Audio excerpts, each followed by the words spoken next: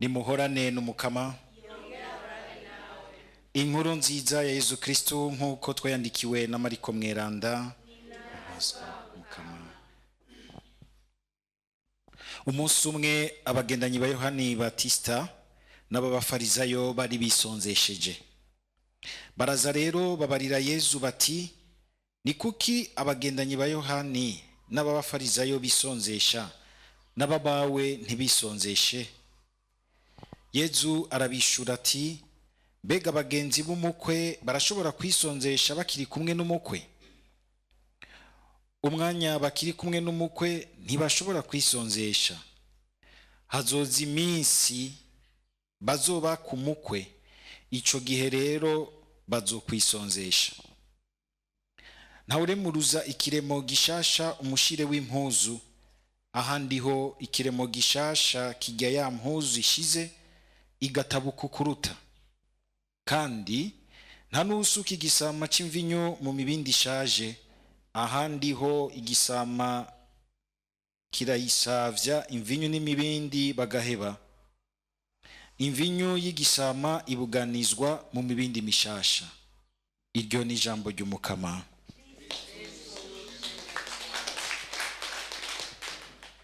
Turageze mu kigabane ca 15 mu gisomwa ca mbere, kiduzanira amajambo y'Imana yo mu gitabo ca mbere c'umuhanuzi Samueli, mu kigabane ca 15,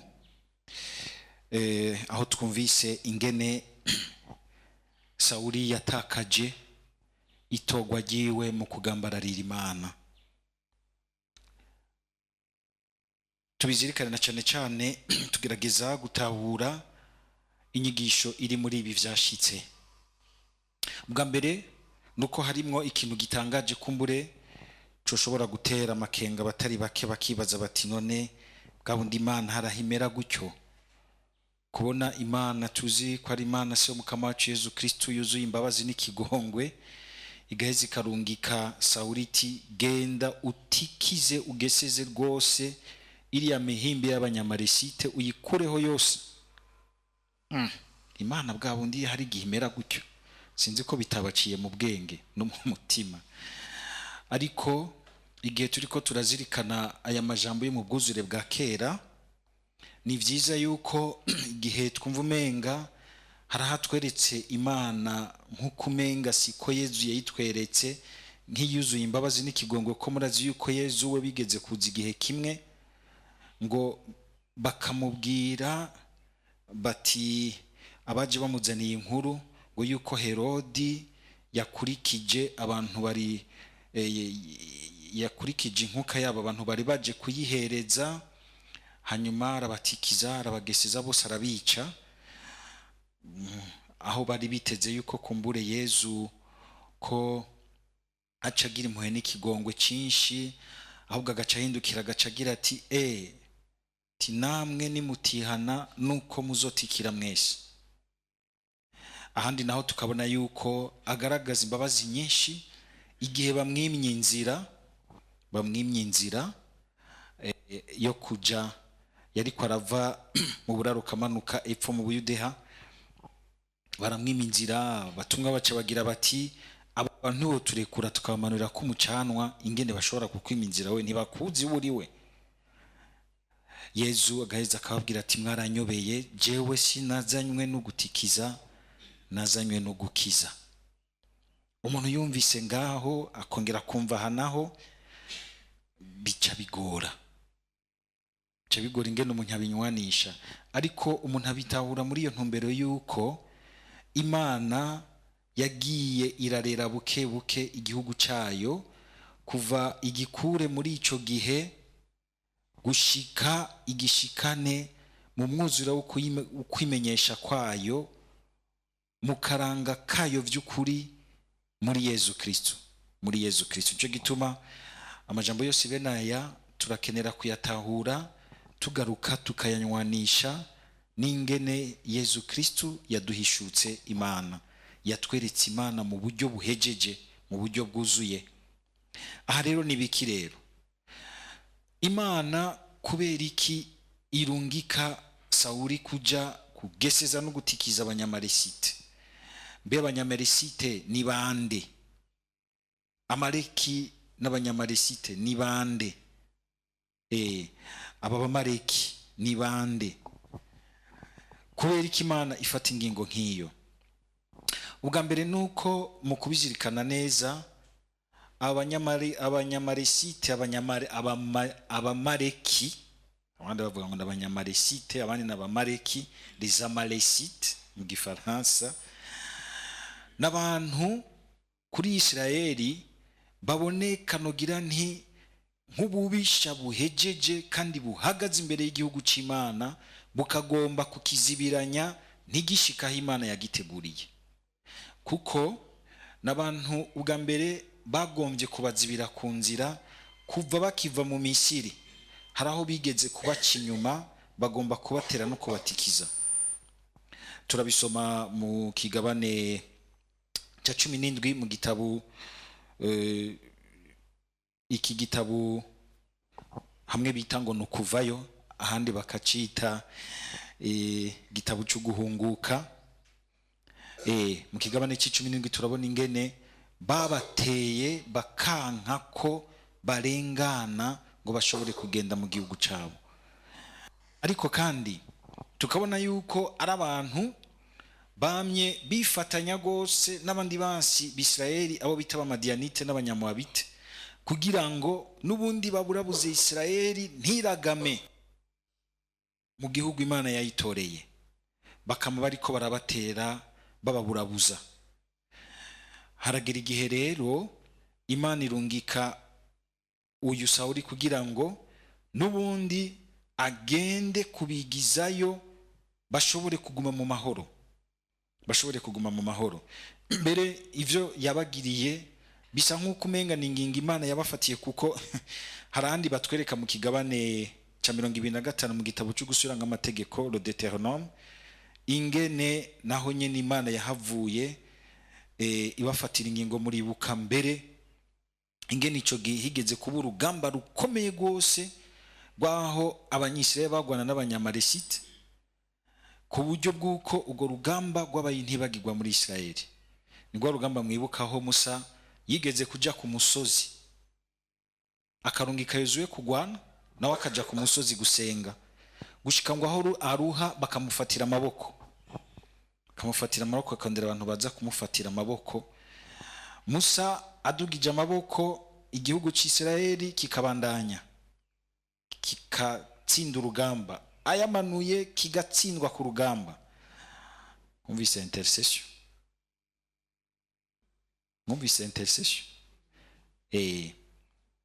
Burya intambara zigwanwa kwinshi.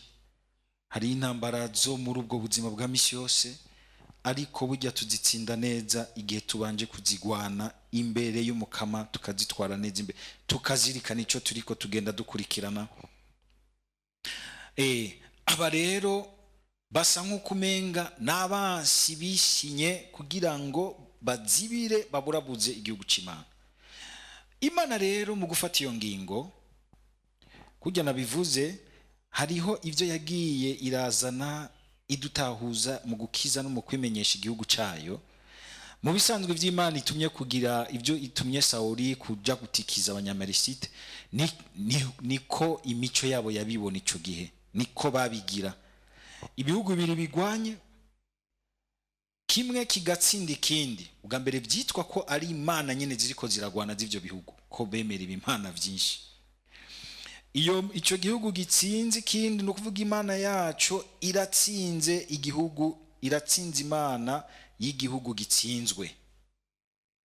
Ko baca batikiza vyose bagakuraho, cari nk'ikimenyetso c'inkuka bahereje Imana ihejeje gutsinda. Aha rero niko Imana irakoreye muri iyo muco wabo, ariko ifise ikigomba kubabwira. Ubwa mbere no kubumvisha iti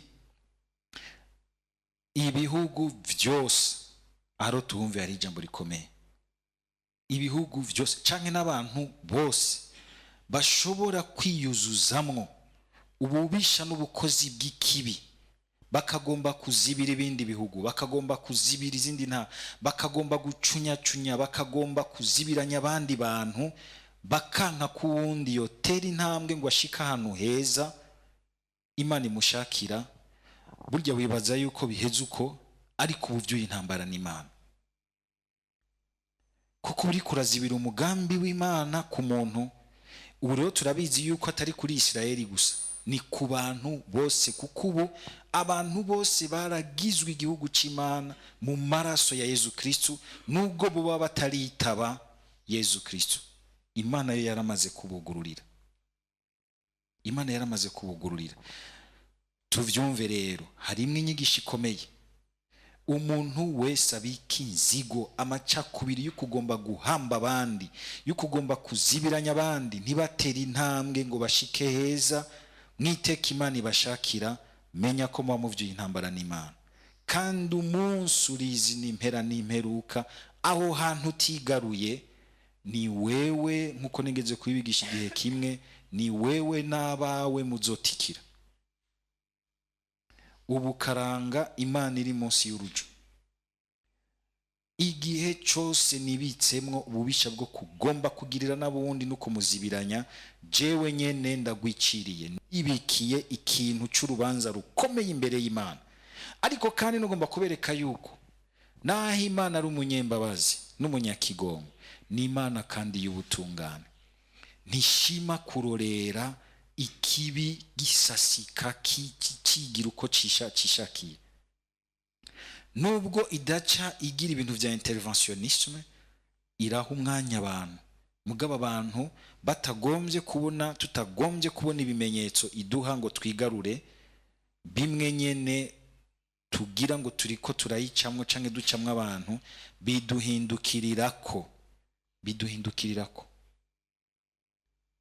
ngo n'abapfumu bakomeye bakaruhariwe. Hari igihe n'ububisha bwabo bagomba gutuma ibintu vy'amashetani n'ububasha bubi ku bantu, abantu b'abayinosa bari mu Mana bakunda Imana bagasanga barakingiwe, y'amashetani akabahindukirako, kenshi basanga baguye mu bitanda vyabo.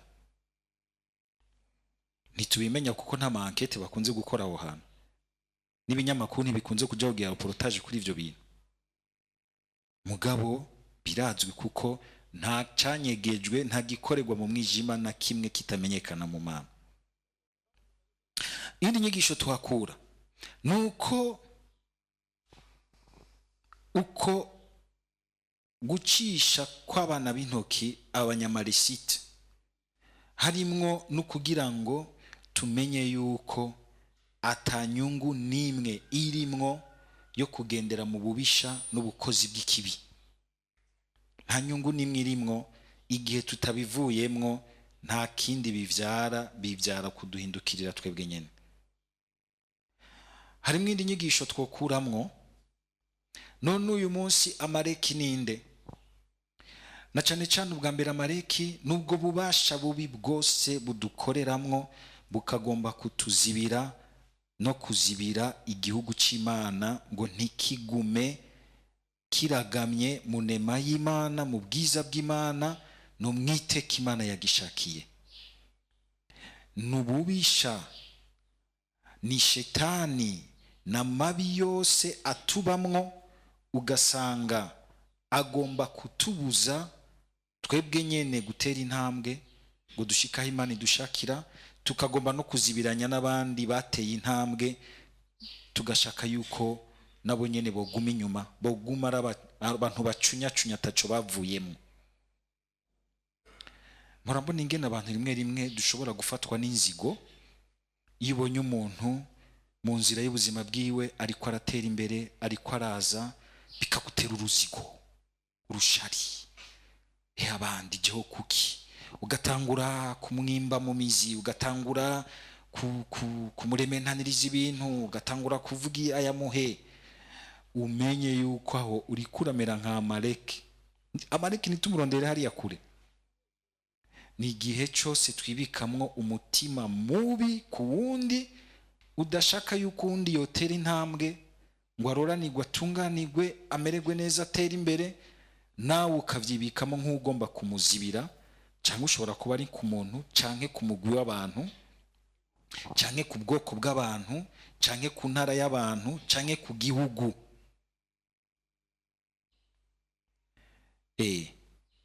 Impera n'imperuka n'ubwami bwigize ubuhanitse muri ino si, sisiteme yigize yihanitse muri ino si, ukamenga bugomba kurya, bugomba kuniga abandi, ariko umenga hari abandi bugomba gushira imbere.